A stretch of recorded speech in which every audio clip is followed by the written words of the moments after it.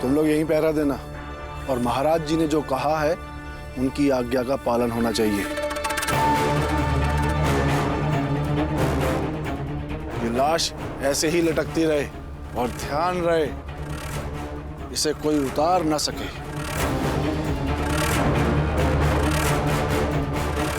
सेठ जी,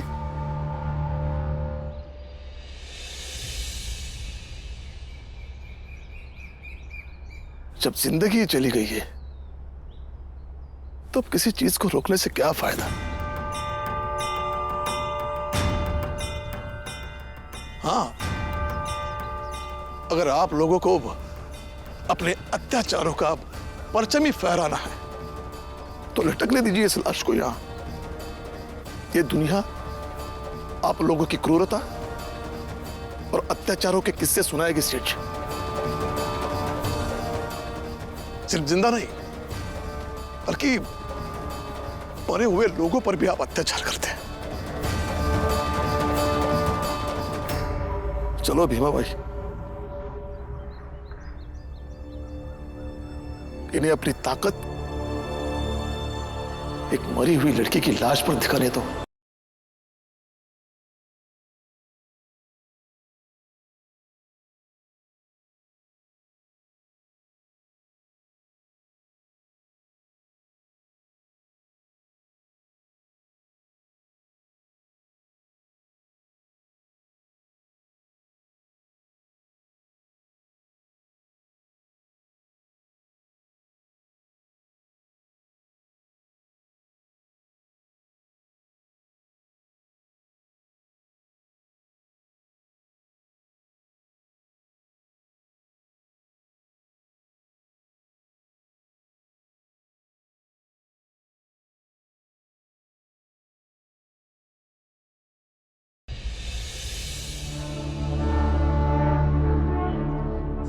महाराज जी, लोगों में गलत संदेश जा रहा है कि हम हार गए। वजह चाहे कुछ भी हो, लेकिन ये तो सच है ना कि उस भीमराव ने उस लड़की को देवदासी बनने से बचा लिया। और महाराज जी, मुझे ऐसा लगता है कि ये लोग किसी भी हाल में सतारा छोड़ के नहीं जाने वाले। अब तो लोग दबी जुबान में ये भी कहने लगे हैं कि महाराज जी के होते हुए वो भीमराव जीत गया। मतलब तो यही हुआ ना कि वो भीमराव महाराज से बड़ा हो गया। चुप, शांत हो जा। वो छोटी जाति का तुच्छ बालक भीम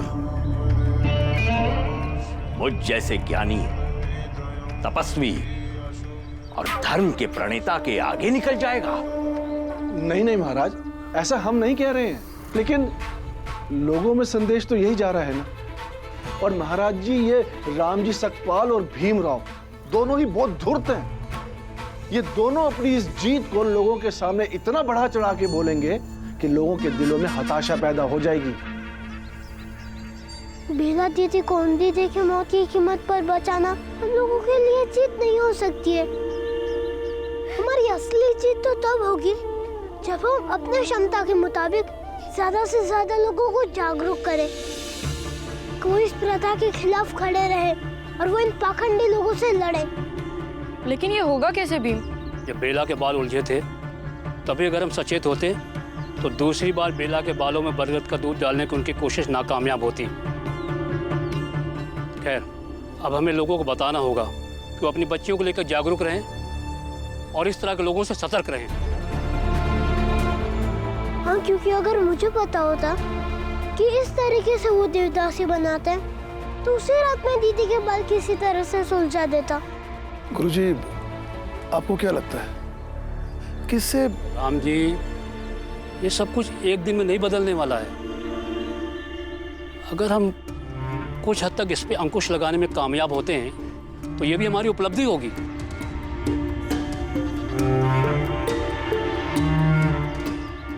अब चाहे जो हो जाए, मैं अपना पूरा जीवन देवदासी की कुप्रथा के खिलाफ ही लड़ते लड़ते बिताऊंगी। मुझे एक बात बताइए, उस भीमराव और राम जी की सबसे बड़ी ताकत क्या है? महाराज, उसका परिवार। कई बार मुझे ऐसा लगता है कि हमारे समाज की एकता से ज्यादा एकता उसके परिवार में है। और उसकी सबसे बड़ी कमजोरी? महाराज जी, उस भीमराव के लिए शिक्षा और उस राम जी सकपाल के लिए भीमराव। तो फिर उसकी ताकत को तोड़ो और उसकी कमजोरी पर चोट करो, क्योंकि ये परिवार प्लेग से भी ज्यादा खतरनाक है। ये ऐसा ही रहा तो अंबेडकर, कुलकर्णी जैसे हजारों खड़े हो जाएंगे, और जब अपनों के बीच ही विरोध छिड़ जाएगा तो कुछ नहीं बचेगा। अगर हम सब लोग साथ रहेंगे तो और लड़ाई जीत जाएंगे। और बाबा कहते हैं कि मैं पढ़ाई करता रहूंगा तो और लड़ाई जीतने के लिए कोई ना कोई रास्ता तो मिलता रहेगा। सही कहते हैं तुम्हारे बाबा भीमराव। तुम्हें पढ़ाई नहीं छोड़नी है, और मैं तुम्हें पढ़ाई छोड़ने भी नहीं दूंगा।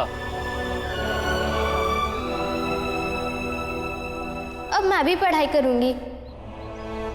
अब जब मैंने ठान लिया है कि मुझे देवदासियों जैसी कुरीति और कुप्रथा के खिलाफ लड़ना है, तो मुझे अपने आप को और सक्षम बनाना होगा। और आप सबकी बातों से तो यही लगता है कि सक्षम बनने के लिए पढ़ाई बहुत ज़रूरी है। हाँ दीदी, आप जरूर पढ़ो। चलो घर चलते हैं।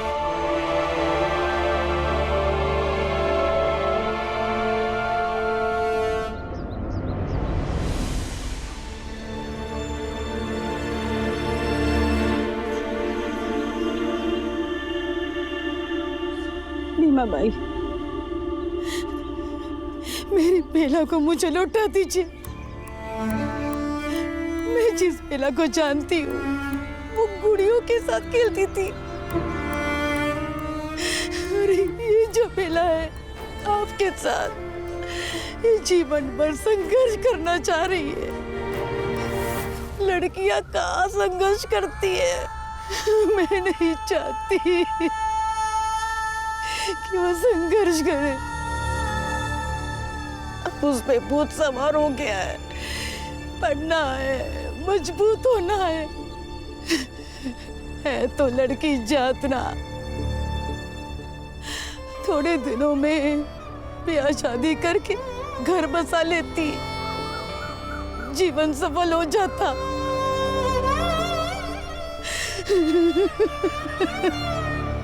सही कह रही है आप।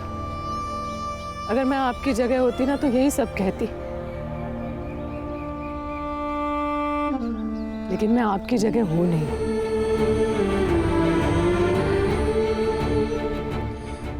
राम जी सकपाल की बीवी और भीम की आई होने का मतलब आप नहीं समझेंगे शायद, लेकिन मैं अच्छी तरह से समझती हूँ। प्यार करना, किसी की चिंता करना, ये एक अलग बात है, वो ठीक ही है, लेकिन उससे भी ज्यादा जरूरी है जिससे आप प्यार करते हो, अगर वो संघर्ष का रास्ता चुने तो उसका साथ देना। विनती करती हूँ आपसे, बेला का साथ दीजिए, भरोसा रखिए, जो कुछ होगा अच्छा ही होगा। और सबसे अच्छी बात ये होगी कि बेला के मन में अपनों के लिए जो नफरत भरी पड़ी है ना, वो प्यार में बदल जाएगी। उसका साथ दीजिए।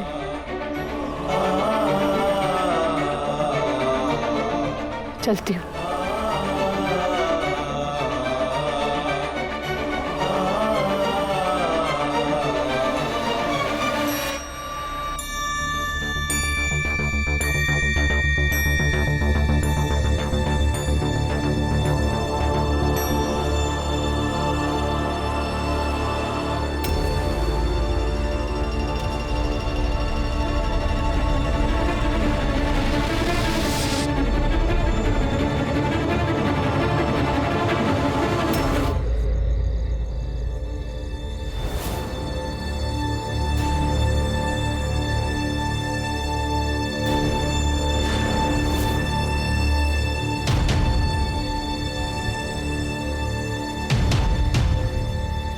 भीम बेटा, क्या हुआ?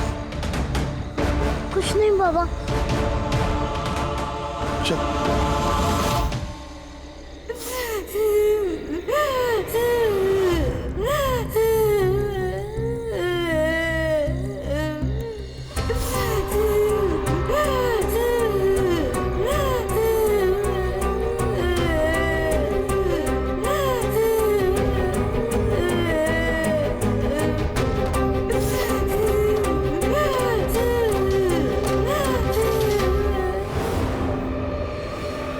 भीम, भीम,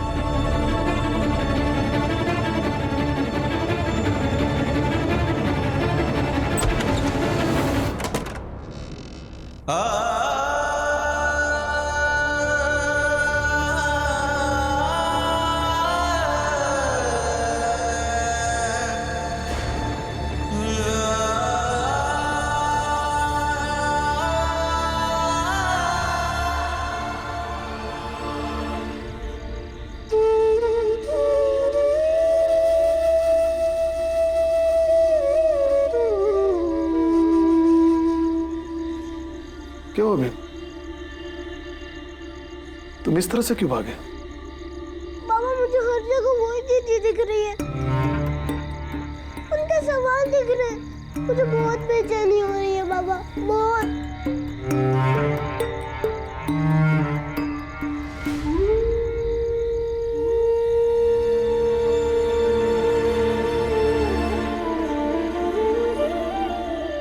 लेकिन बीवा, इस बेचैनी को झेलना तुम्हें सीखना पड़ेगा। लेकिन बाबा, जो सवाल उस दीदी ने पूछा, उनके जवाबों का क्या? उसके जवाब नहीं है, और है तो कौन देगा उनके जवाब?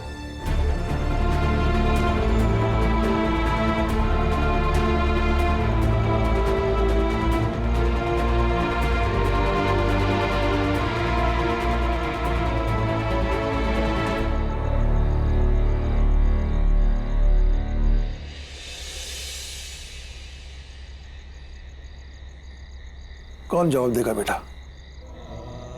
और किसे पड़ी है उनके सवालों को लेकर सोचने की? वही लोग जिन लोगों ने उन्हें दासी बनाया, जिन्होंने उनकी जिंदगी छीन ली। भीम बेटा, जिन लोगों के लिए उसकी जिंदगी मायने नहीं रखती, तुम उन लोगों से उम्मीद कर रहे हो कि वो लोग इन सवालों का जवाब देंगे? तो क्या उनके सवाल सिर्फ सवाल रह जाएंगे?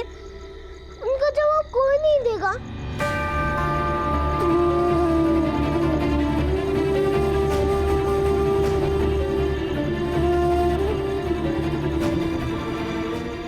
बेटा, ऐसे कई सवाल हैं जो उत्पन्न होते रहते हैं,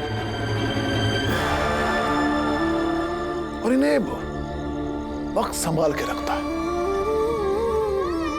क्योंकि वर्षों तक ऐसे कई सवाल मिलकर भविष्य की आवाज बनते हैं। इनके जवाब भी मिलते हैं, लेकिन वक्त लगता है अपने हिसाब से।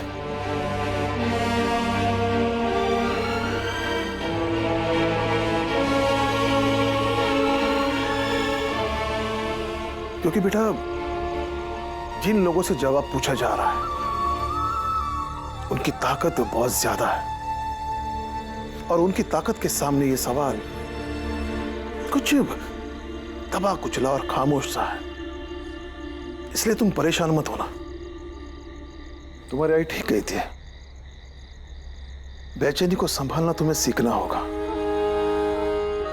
फिलहाल इस बात की तसल्ली रखते हैं कि बेला हमारे साथ है, हमारे बीच है, और उन लोगों से बचाने में हम सफल हो गए, कामयाब हो गए, है ना?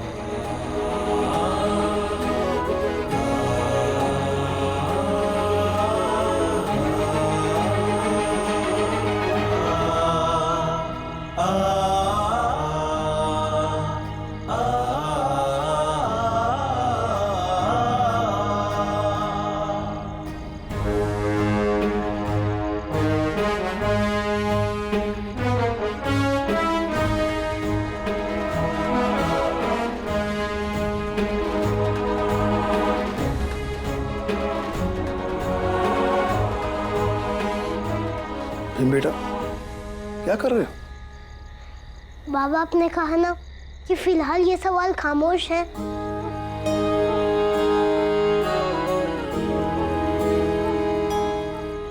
तो चलो इसे एक आवाज देते हैं। साहिब मेरे भीमराव, साहिब मेरे भीमराव, मतलब साहिब मेरे भीमराव, साहिब मेरे भीमराव।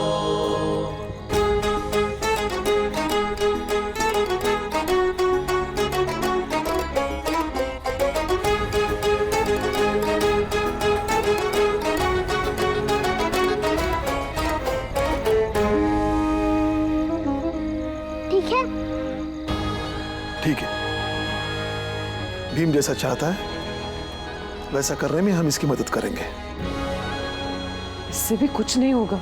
वैसे तो अभी भी कुछ नहीं हो रहा है भीमा भाई, कुछ करके देखते हैं।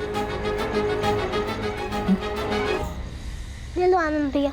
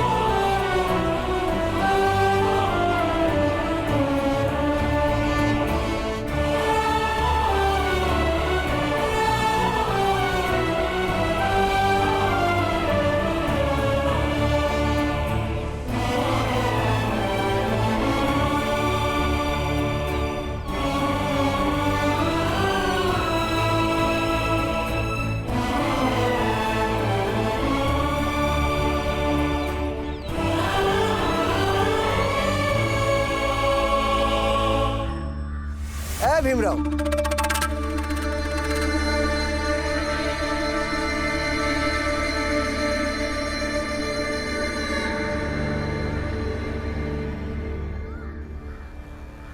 ये क्या नया नाटक है? हाँ? नाटक नहीं, जवाब चाहिए। महाराज जी से जाकर कहिए कि इनका जवाब दे, क्योंकि जवाब दिए हुए बिना अब ये मामला शांत नहीं होगा और मैं शांत होने भी नहीं दूंगा। अच्छा, जवाब चाहिए? हाँ? तो तू अकेले क्या कर लेगा? हाँ? अकेले नहीं, सवाल पूछता हुआ ये कई जगह पर लगाया गया है। आपको क्या लगा केक को मारकर अब उनके सवालों को दबा देंगे? तो जाइए देखिए, ये उनके जैसे कई तैयार हो गए हैं आप लोगों से सवाल पूछने के लिए। छी छी छी छी छी छी।